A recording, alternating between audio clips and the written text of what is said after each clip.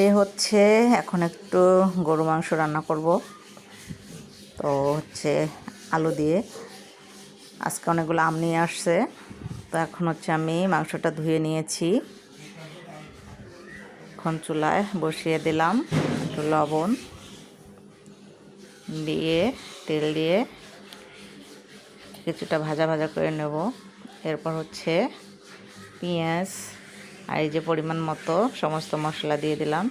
আজকে হচ্ছে মাকে দেখতাম এভাবে আগে মাংস হচ্ছে চুলায় বসিয়ে দিয়ে তারপর একে একে সব মশলা দিত। তো আজকে মায়ের মতো করে রান্না করলাম। মাংস কষিয়ে নেওয়া হয়ে গিয়েছে, এখন আলুগুলো দিয়ে দিচ্ছি। আলু দিয়ে কষিয়ে নেব কিছুক্ষণ, ঢাকা দিয়ে দিলাম। এই হচ্ছে কষিয়ে নেওয়া হয়ে গেছে, এখন ঝোলের পানি দিয়ে দিয়েছি। তো দেখেন এখন আমার রান্না কমপ্লিট। আর তোমাদের যদি ভিডিওটা ভালো লেগে থাকে অবশ্যই ছোট্ট একটা শেয়ার দিয়ে সবাইকে দেখার সুযোগ করে দেবা।